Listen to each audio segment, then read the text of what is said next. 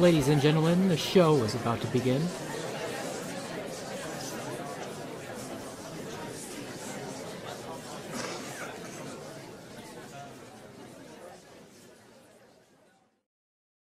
Welcome, everyone.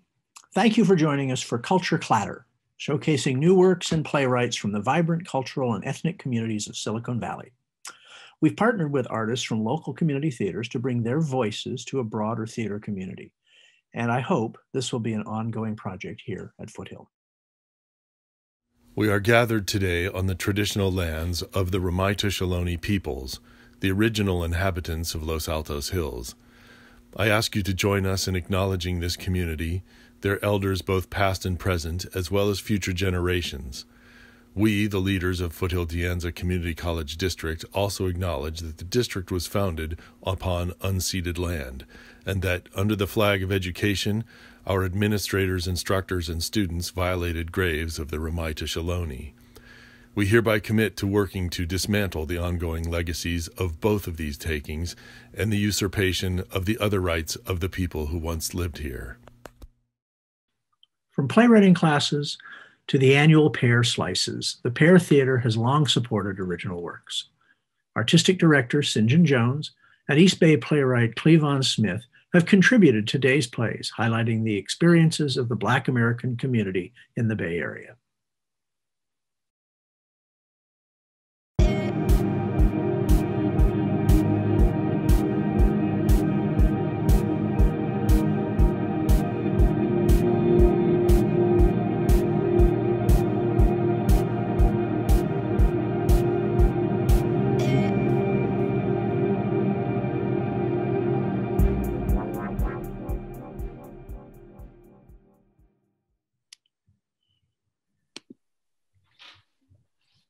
What up, Gus?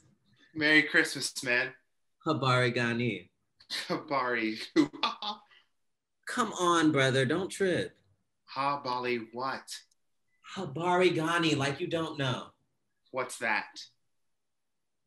James. Oh, hey, Gus. Habari Gani. I'm sorry. Umoja. What the hell are y'all talking? It's the first day of Kwanzaa, you know that. Habari Gani. Yeah, that's our greeting throughout the holiday. Your greeting. Our greeting. Anyway, where are you, James? Oh, James is over at the... James can speak for himself, thank you. I'm at my parents' house. My sister's here, so I brought the boys over to see their cousins. Well, thank you for joining our call. Sure. Wait a minute. Your name's Victor? Yeah? Tony, we've been together all this time and you never told me your brother's real name? Oh, he prefers Gus. Actually, I don't. Clearly, he doesn't. Oh. Why have you never corrected him? Because little golden boy never had or would even listen to his big brother. Oh, where the hell did Gus come from? Don't ask. No, because this fool over here used to watch over me like a damn hawk when we were kids. I couldn't do shit without him being on my back and running over to mommy and daddy anytime I was even thinking about doing something. Because your ass was always getting into trouble and shit. Why, when you two try to explain something, you always have to go back and relive the history? Oh, because you gotta really know it if you're gonna know it. You know what I mean? No. Excuse the hell out of me for trying to get to the point. Okay, we're getting there. Wake me up in New Year's when you do. Okay, the point, sweetie, is that Gus is short for Gestapo because Victor always had his eyes and ears on every single move I made when I was a kid. Well, thank you, Gus. I'm sorry, Victor, it's gonna take me a minute.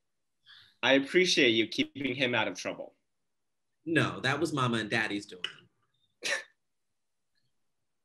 Oh, well. Tony, man. Hey, everybody. Habari Gani. Umoja. Habari Gani, Victor. He doesn't celebrate Kwanzaa. Since when? The 2 years we were together. I never said I didn't celebrate Kwanzaa. Dude. Get the hell out of here, really? Who invited Meredith? Am I not welcomed? So when you didn't answer me before, you knew what I was saying. 2 years? At least. I didn't say I didn't celebrate Kwanzaa. He didn't tell you. Oh, you should have seen his ass. Who invited Meredith? Dude, I'm sorry. I was gonna tell you. That's enough. I'm out. Tony, I wish you would have told me he was going to be all up in his feelings. Tony, you didn't tell anyone? Tony, did you watch the video? I got the pie. You're going to just talk and pretend no one else is here. You see the video. Of you making the pie? Okay, Yeah. you are pretending no one else is here. Honey, I'll talk to you when I get home, and good kind of talking to you guys. Sorry, Victor. You knew his name was Victor? Girl, please. I grew up with that fool. I'll be down. I was the only one who didn't know. Did you see how I made it? I saw. You made it like mama. Yeah, I made it like mama.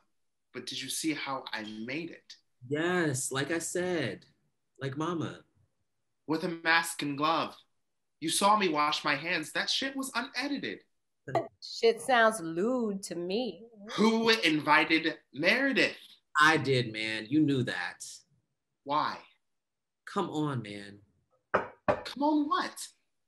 You knew mama and daddy loved Meredith. More than they loved me. Oh, they loved you, honey. Eventually. It wasn't like that. They just didn't want their little golden child to be hurt. Oh, I'm not sweating it. I truly felt loved by them, but they loved the hell out of some Meredith. They did, didn't they? Yeah, because they knew Meredith loved the hell out of some Victor. Wasn't right, man. All of this. Well, it wasn't right the way you pushed her aside when mama and daddy died. I just wanted to talk to you. Share some of Mama's day after Christmas pie. And I wanted to start a new tradition with you, Vic. Not just something about our past, you know? Just eat a slice, man. That's all I ask. You know he hella lactose intolerant. Can't be giving that man any dairy around me. He always had one when he came home. What? I've never eaten my slices. He ain't never noticed. I never believed that. What? I thought you knew. Did it ever seem like I knew? I don't know. I thought you were just playing ignorant or something. You know, some see no evil, speak no evil shit. Just one slice. Hell, a few bites. Not and stay in my house tonight. Wait, your house? Our house. Lactose intolerant, Victor. This is a family conversation, Meredith. Vic, it's the first day of Kwanzaa. It's the day after Christmas. They're not mutually exclusive. You and family conversation actually are, though. Oh, hell! Why did you? Please, come on. You had your chance to be in the family. Actually, Tony, this is just getting. Okay. What's that supposed to mean? exactly what I said. That's not saying anything. Come on, Vic. Please. You liked? Hell, you loved everything about me. But when it came... Not the way you pass gas in your sleep. You two are kinky. Childish. Just eat a slice, man. For Mama, for Daddy, for us, for family. You put allspice in it? That's the secret ingredient? It's not anymore. Nah, the real secret is in the crust. So you put the water... Meredith. Hell, I did it once in my sleep, and you shared. Please. Come on. Please, man. I ain't never asked nothing of you. Ah, I love it when you two talk. Your Mississippi starts coming in thick. Victor, I always wanted you to, though. You know? Yeah, it's just, you know, just. You okay, Vic? I had a slice of the graveyard. I figured you did. I really wanted you here. It's my fault. We just can't because the kids. I get it. I'm not upset. But still. I'm sorry, Vic. As soon as there's a vaccine or something. I'll have a slice. Nah, man, you don't got to. I understand. It's just, you know. I'll eat a slice on our call.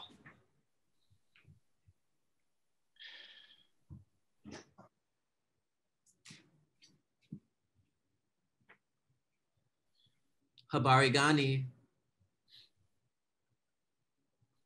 Emoja. Moja. Yeah.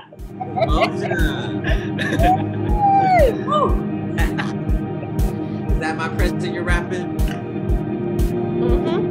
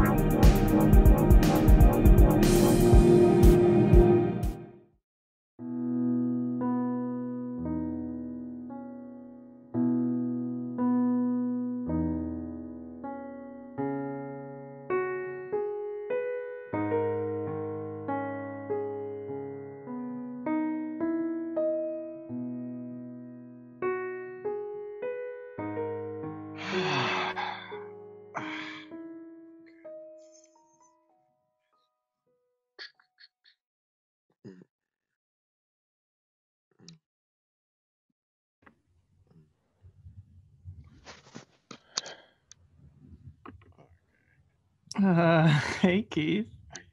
Oh, sorry. Got here a little early. No, don't stop on my account. Sorry. Okay. All good. Forgot how long it had been. Since quarantine started. Right. Yeah. I just wanted to say that the whole thing wasn't very For you to just. Yeah, I know. If you would just let me You never really apologized. You just ghosted, and I was there. We were hanging out, and then nothing, and then you hit me up. I know. Can you just Isn't really gonna work. Yeah. Go ahead. How are you? I'm fine, Mark. Where are you sitting? Living room. You? Outside. Nice. The flowers. Do you remember the flowers in the front yard of the place I live? They're blooming. I didn't know that flowers bloomed in the fall like this here. Did you? It's been a rough couple months. Really nice to just sit outside and ignore the world and try to get into the world of flowers, you know? Did you know I moved? I mean, I guess you knew because you grew up here, but I'm still new, you know? But it's been a whole year. Am I still new? I'm certainly not by grinder standards. Anyway, I picked one. You want to see? Hold on. I moved. I heard you. That's exciting. Where'd you move to? Central Valley. It's warmer, more fires, but it's cheaper though. A lot cheaper. I didn't know you liked the Central Valley. You always said it's where all the Republicans and people who gave up lived. Well, This is the flower. It's super pretty, right? Not sure what kind it is. I'm calling it the Mark Lily because why not, right? it is cheaper. I only took a couple because I do like sitting out there. And I never said it was for people that had given up, just that it was hot and very conservative, which isn't a bad thing, not all the time. I haven't gotten to a lot recently, though. It's been a crazy time at work. It isn't a bad thing. Well, sometimes with the political climate, I just thought, you always said. No, I know. Yeah, it's all good. I'm not. I know you're not. It's all good. It is.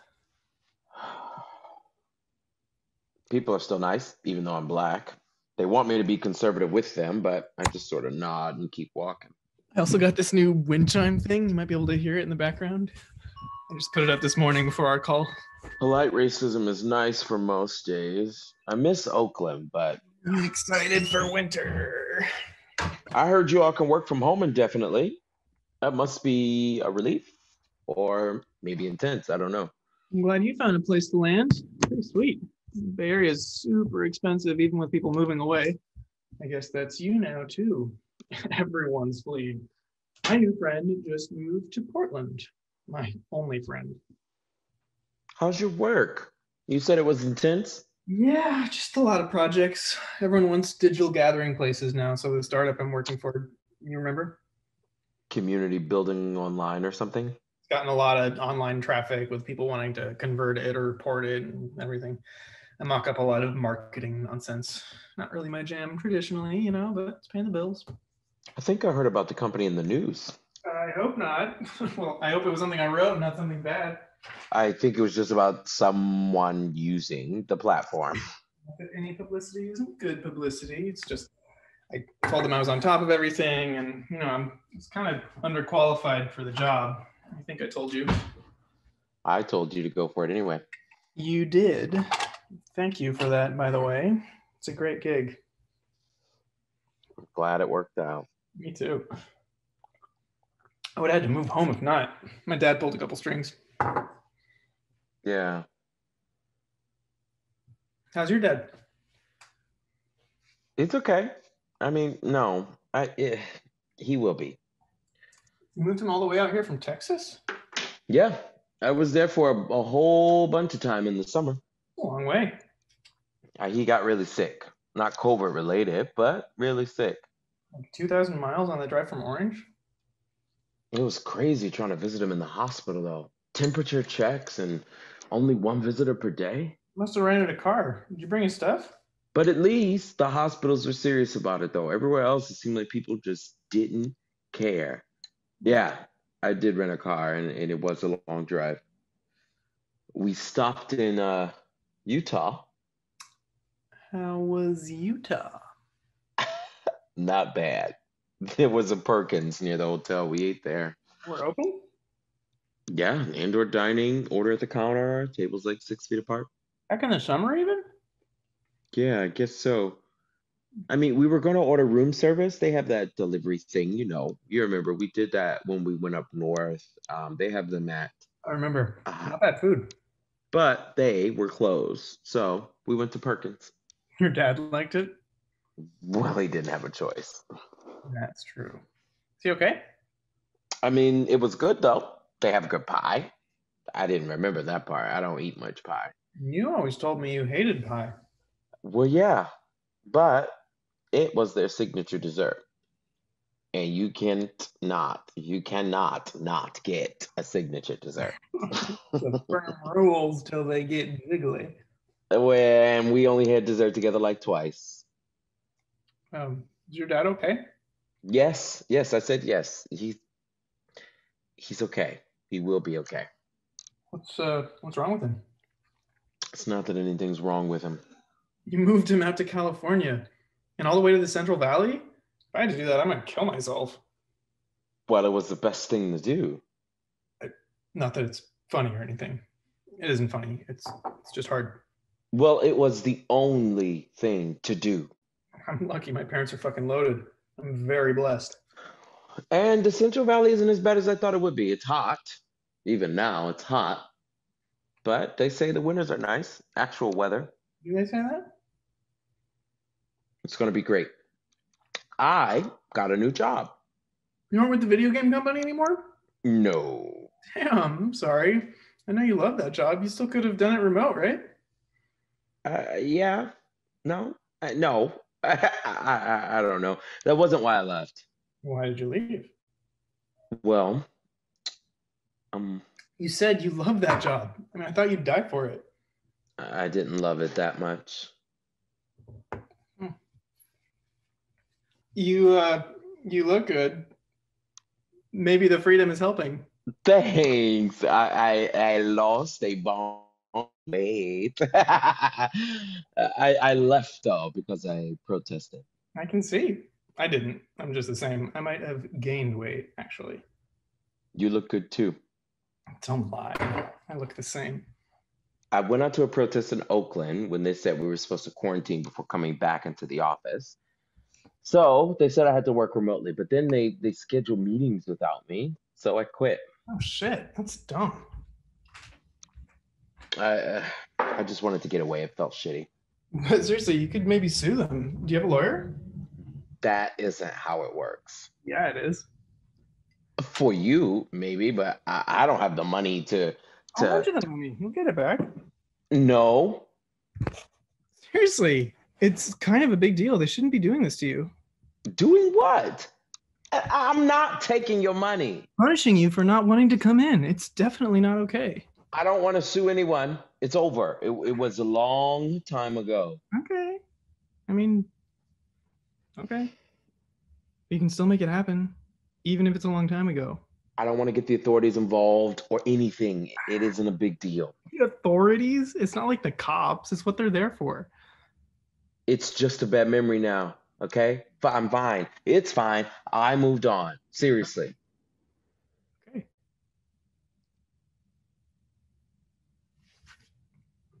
Why did you text me? I don't know. I was just thinking about you.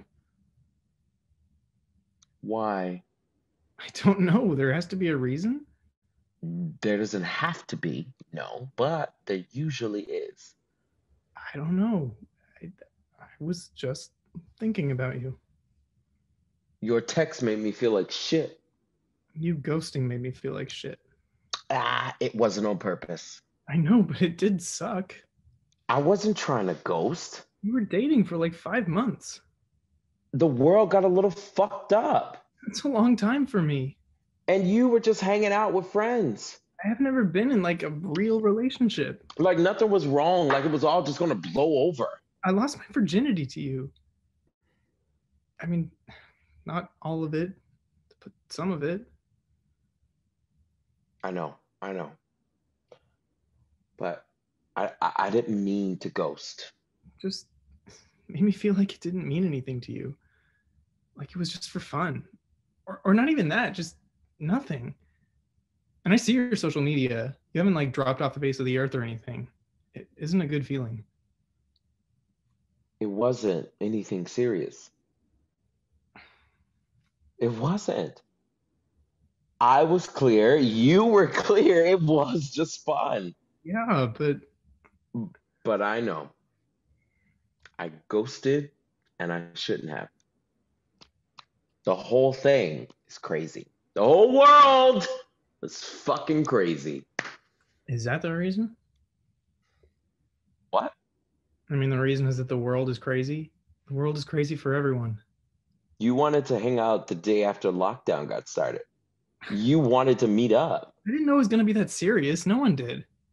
I see your social media, Mark. You go out and hang out with people all the time. So are other people, Keith. Well, not me. I have a responsibility to my dad, to my other roommates. I'm not then. So that makes it okay? I wasn't worried.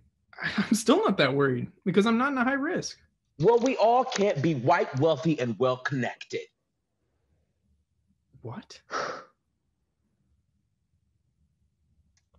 Life is so fucking easy for you. That's why you aren't worried. What are you talking about?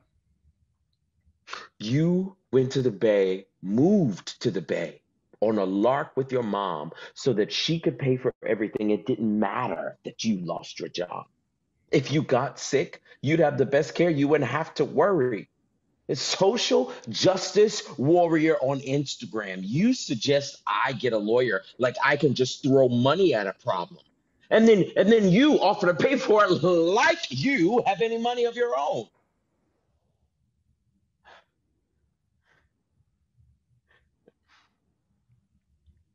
My dad got alcohol poisoning and lost his memory for 4 weeks. I had to move him out here so he didn't accidentally kill himself. And I don't have any money. Like any. I don't even know where I'd go if I got sick. And at the same time, I have to go out and protest because it is my life, my actual life on the line, and I worry every time I step out that door. So you agreed to meet with me because you wanted to berate me for my privilege? Like, what if this election didn't go the right way? I never said I wasn't super fucking lucky. Or what if moving my dad out here was? What if my dad doesn't make it? What if moving him out here wasn't enough? I have a lot, and I try to give a lot, and it doesn't make me a bad person to have a lot. But it makes you think that my life is just as easy as yours. And it isn't. Look, and I'm not complaining, Mark. I'm really not. But you weren't important. You just weren't important.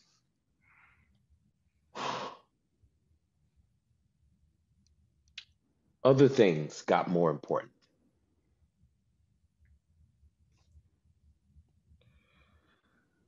I liked your dad when we talked to him on the phone. It reminded me of my dad, actually. He's lucky to have you. Thank you. I always liked how close you were to your family, how much you take care of people. You can yell back. You're a really good person, and I always felt lucky to know you. It's not going to do you any good to hold it. Or just hang up. You can leave. Made me feel like I was better. And say what? I liked you. I like you. I don't have the space right now. I remember the first time I saw you and the first time we hung out and just wanting to make sure I impressed you. I was so impressed with you. There's too much going And on. I still feel that way. Isn't that crazy? Even though I might literally hate you. I'm sorry. Don't be sorry. I'm sorry. Thank you for not offering to help. I was just really lonely. Huh? I was lonely. That's why I texted you. Probably why I suggested we talk. Why? Just lonely. Right. Kind of fucked up to tell someone they don't matter. Yeah. Well, try having the world tell you that your whole life. Touche. Well, I think it's... go ahead. After you? I think I should go. I should have gone first. Well, you have to say it now. Could we ever go out again? Maybe.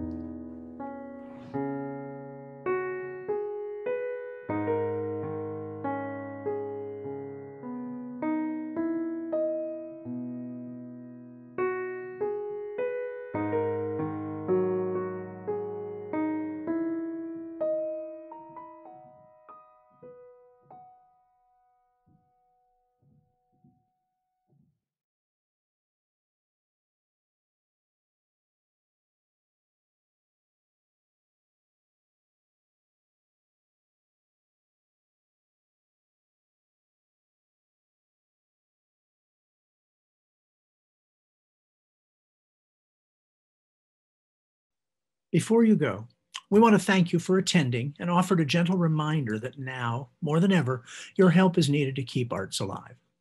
If you're able, please consider a tax-deductible gift to Foothill Theatre, one of our producing partners, or any of the many arts organizations who are struggling in these difficult times. Visit our website at foothill.edu/theater to access donation links for Foothill Theatre Arts and our partners. All donations received by Foothill Theatre during the run of these shows will be shared with our partners. Please stay tuned. After a short break, we will have a chance to hear from the artists involved in today's plays. All right. Hello, everybody. I'm Bruce McLeod from Foothill College. Thanks for joining us tonight. I've got a couple questions I'm going to start off with. First of all, congratulations, you guys. Those were great pieces. Tessa, wonderful job directing. Sinjin and Cleavon, really poignant, both of them, in different ways. I'm just so impressed with the writing and the thought process there, leads me to my first question. I don't actually, but often people ask, where do playwrights get their ideas? And I guess that's the question for you guys. Is I know both of you write a lot. So is this something you've been noodling for a while, or is it something that came to you for a specific reason or something else? Anything you want to share?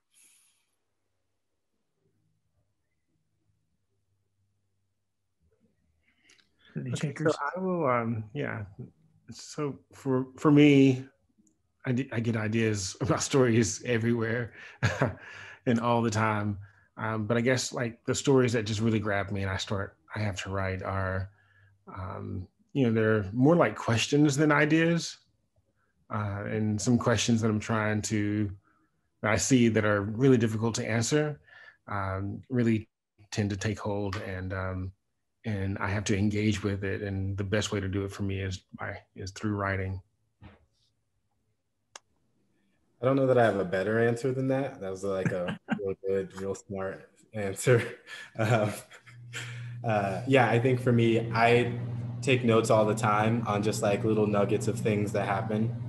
I think I was interested, especially for this piece, the idea of cultural clatter, the idea of people from two people from very different backgrounds and who had a history but haven't maybe talked to each other for a while, and what happens when those two people have to get together and reckon with the things they did not say to each other.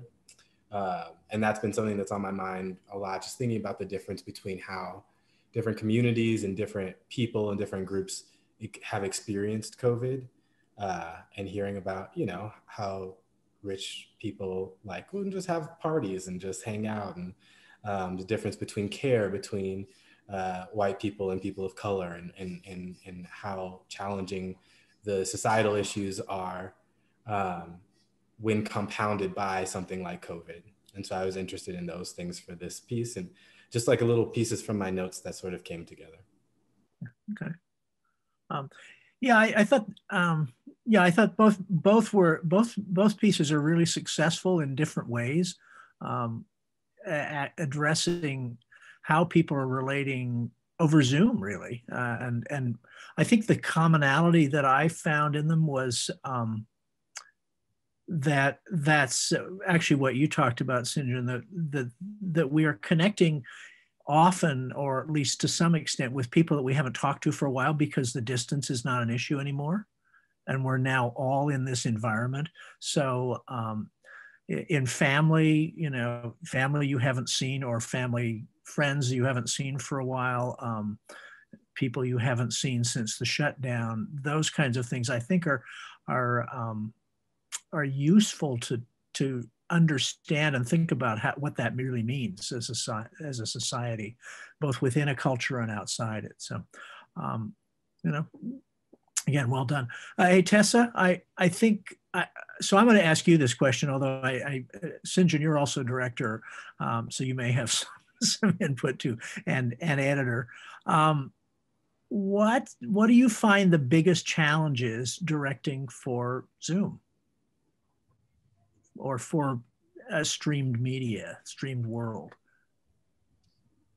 I think in the beginning of quarantine, it was a little bit more of a struggle because we were all just figuring it out as we go.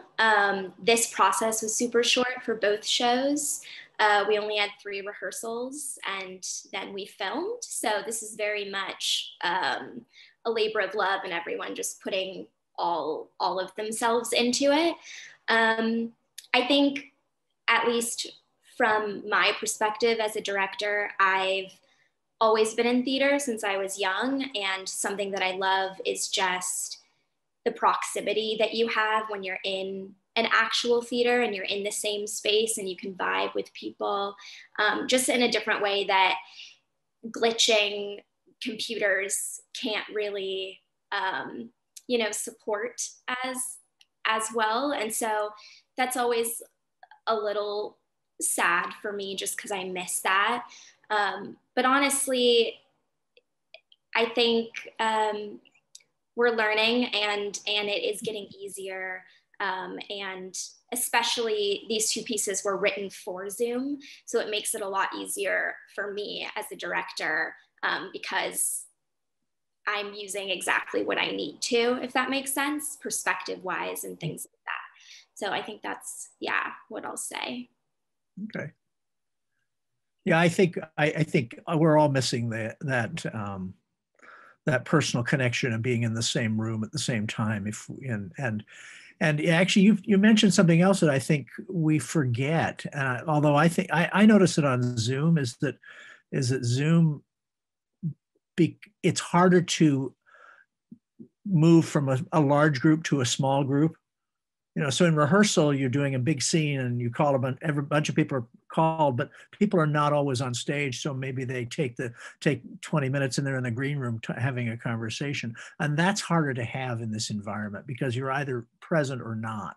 And I think that's kind of, that may be something where we can, there are tools, but it just seems so constructed and so formalized in this world. And I think that's that's a bigger problem for theater and the arts than we all are realizing. I think we're all realizing. I just don't know where we're going to go with that. So I think we have a couple actors here. Troy and Luke, great work, both of you. I think, again, the same question for actors for you is,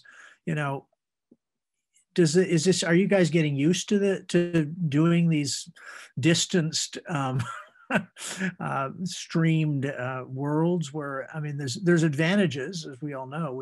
We don't have to be in the same building and we don't have to be in the same city or even on the same time zone. But again, the connections. I thought both casts did a good job, even with the short rehearsal time and the working in this environment of getting the sense that these people knew each other, and were reconnecting over Zoom in ways that they weren't used to. So, but anyway, yeah, Troy, Luke, anything you guys want to add to this?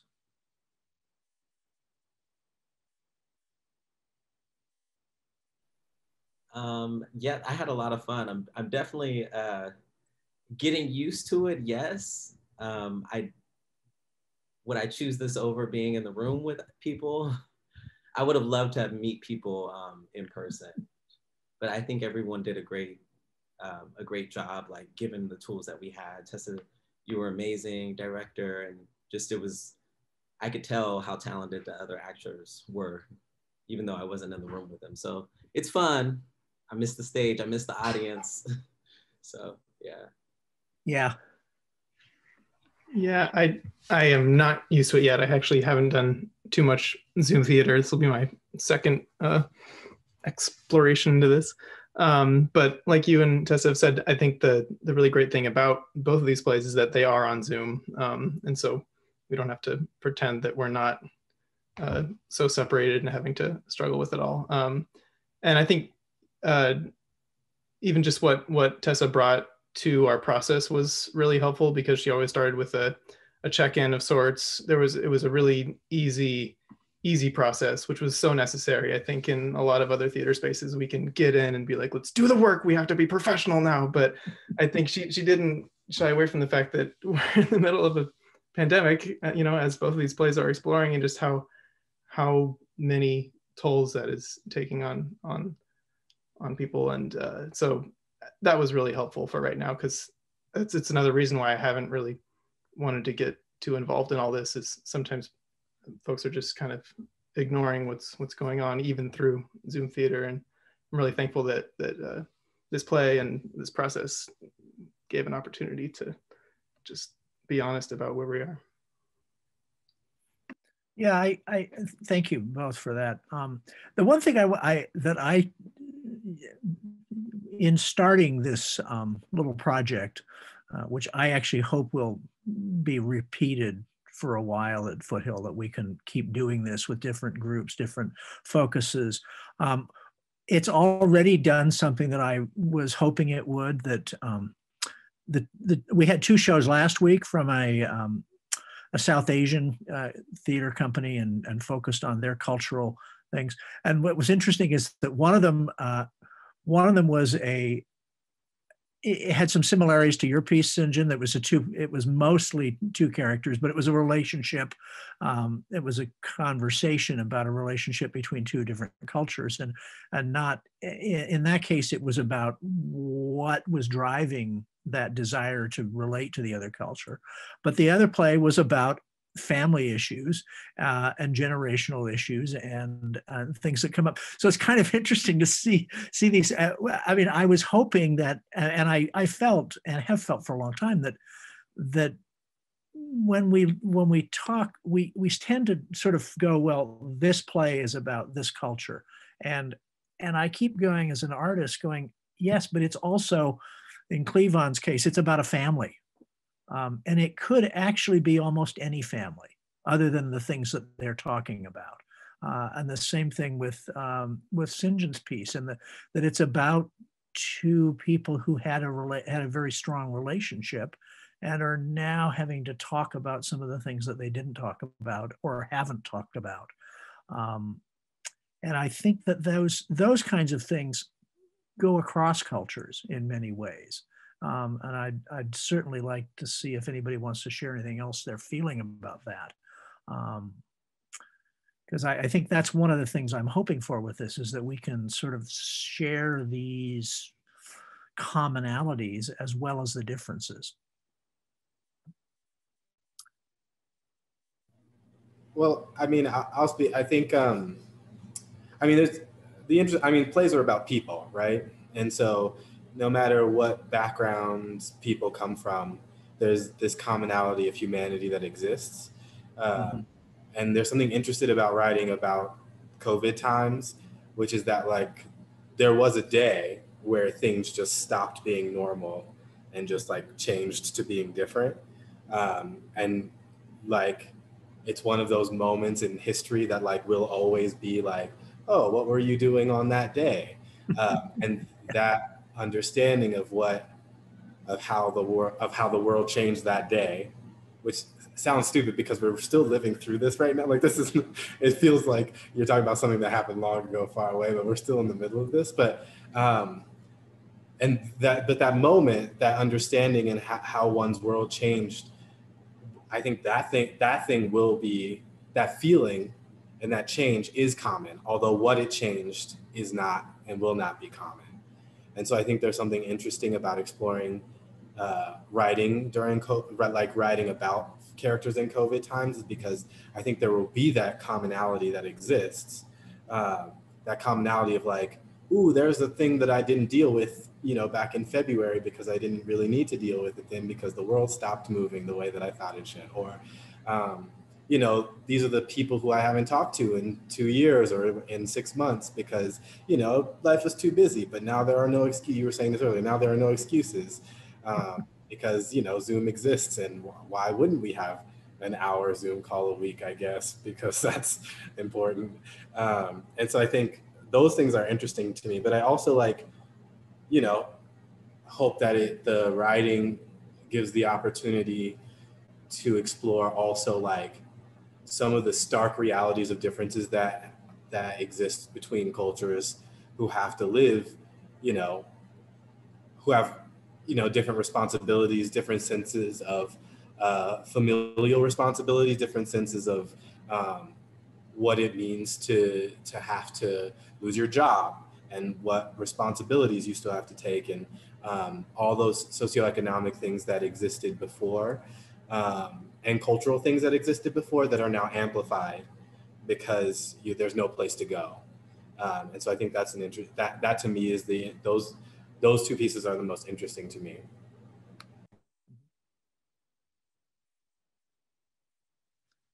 Anybody else?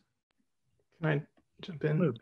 Yeah, I agree with that. I think there are universalities in both of these plays, which is important. But actually, what really drew me to this one, to Sinjin's play, was that it took the opportunity to look at how the pandemic actually is affecting people differently based on privilege, of course. I know plenty of people who are reacting like my character Mark was to this reality. I know I myself am having a very different experience than a lot of my friends of color are because of my white privilege, of course. And I think it's important for theater to recognize that too. And I think that's just why I was excited to do this play. So that's something I'm thankful for right now. So you know what I'm going to do? I'm going to ask, we don't have a lot, there's not a lot of attendees left. I'm going to ask them if they want to unmute, if they have questions that they'd like to talk about. I know we have another playwright in there. I don't know. Conrad, if you hear me, I'd love to talk to you a little bit too. So, see if anybody else unmutes. Do any of you guys have questions or thoughts or things that you'd like to share, or, you know? One of the thoughts that I had was just like, yes, across cultures, but even within cultures. And I just love that I had the opportunity to be to be a gay, a gay man with a partner, and called the golden child. It was just like, it was something that's not true in my own personal life. And I don't know, it was just really cool that my identity, or that was not the conflict. It was just kind of like, that's not the conflict. That's fine. So I really appreciated that. We do have one question from the chat. The question was, I'd love to know more about the script writers. How long have they been writing? How they got started? Particular challenges of writing for Zoom? I think we talked about some of the Zoom stuff a little bit, but do you guys want to share anything just in terms of what your arc has been in terms of writing, and what got you into this theater, this particular branch of writing, shall we say? Yes, I've been writing pretty much my whole life. I remember in elementary school, I fancied myself a writer, and that just got reinforced by the people I was around. And but I got into playwriting mostly because my fiction at the time just it was really cerebral, and it was this focus on the sentence, but the story wasn't necessarily moving forward. And I just did it as an exercise. I just wrote 10 pages of dialogue, and I'm like, oh, this is what it feels like to have a story move, make actual progress. And then also I just had the privilege of having some friends who were in theater and going to see them perform, and just really seeing the magic of the stage, which was something that I wasn't introduced to as a kid. I lived in a small rural town in Mississippi. So my first professional play that I saw was while I was in college. And so I guess, so playwriting, that's, kind of how I got into playwriting. But writing for Zoom, which was a challenge at first, I thought it was going to be about like this conflict between theater trying to do film when we have filmmakers who are already doing that and doing it really well, and what's going to be the impact of that. But what I found instead, that Zoom plays have a tendency to be very,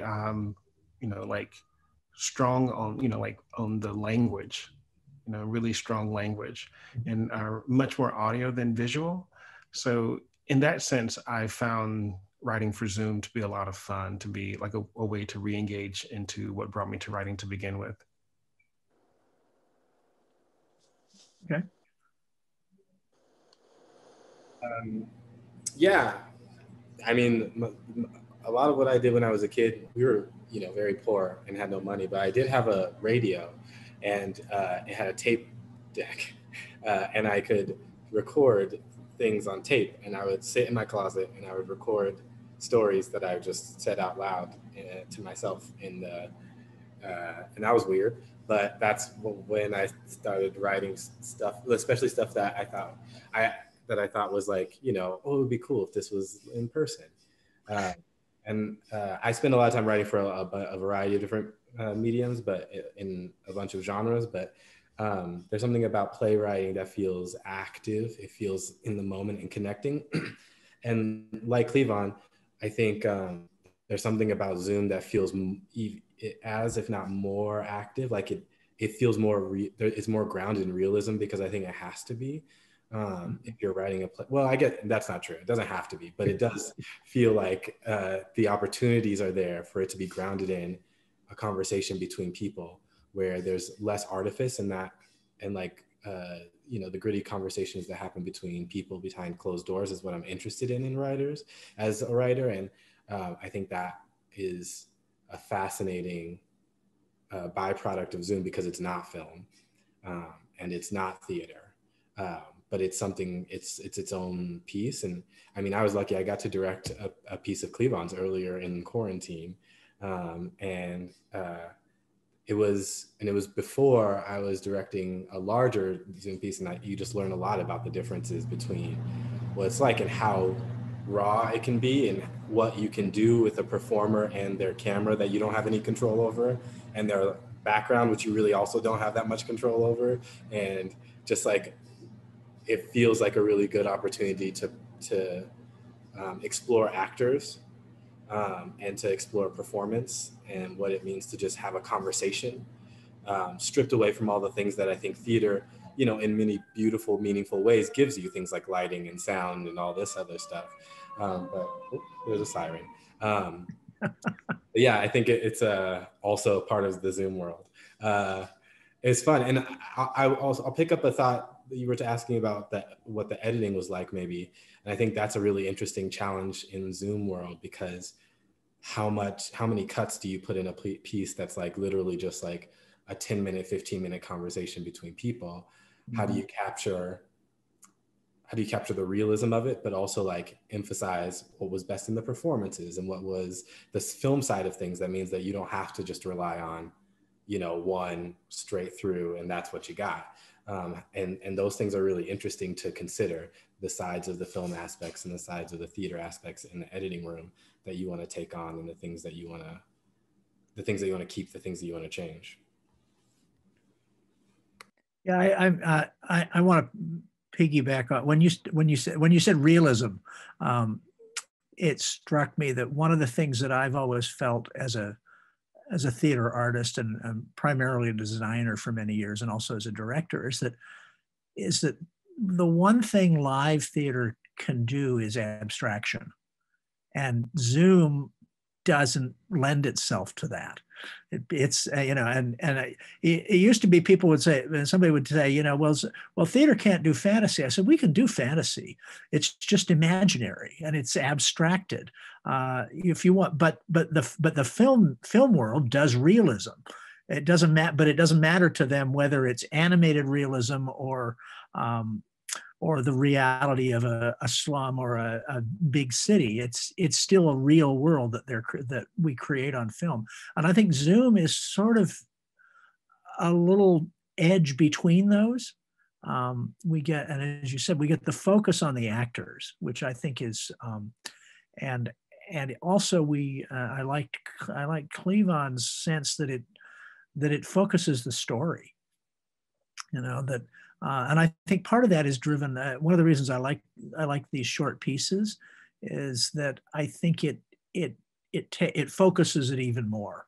You know, we don't have time for 6 different plot threads and, you know, a diversion down here.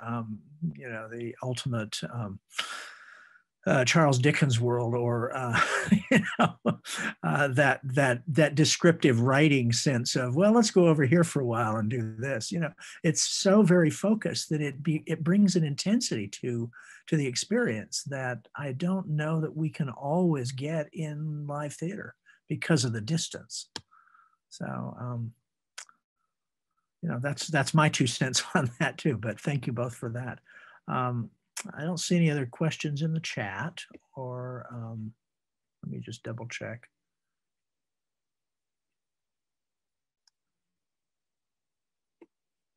Yeah, I think that's it. So anything we want to add last, or thank you guys for doing this and for your art. And I think there's, I'm learning a lot in this process. every live Zoom experience is a new land. So I think the recording part of the process works really well, and I'm glad we were able to push this out. We will be, I'll be posting these up probably Monday. We've got everything recorded, and we will sort of patch it together and put it up on the college YouTube channel, and send out links for everybody. So if you want to have friends and family and anybody else look at them, we'll have them up for at least a week. I don't know, we may extend it, we'll see. So any last words? Thank you, Bruce, and thank you, Tessa. Tessa did a fabulous job with those. Yeah. And to Troy and Luke and all the other actors, it was a great experience all around. Yeah, I just feel really lucky to be a part of this. Tessa, you are a magician. Every time I see you do work, I always believe that. And then Luke, Troy, all the other actors, incredible. Yeah, it was really great work, everybody. Thank you all. Thank you. Yeah, I also want to say I feel really privileged to have been given this opportunity. And Cleavon, I've been trying to work with you forever. So thank you. I'm glad that this all worked out. And Troy and Luke, yeah, it's been an honor. So let's make some more art. And, yeah. We'll do this again. All right, thank you, everybody.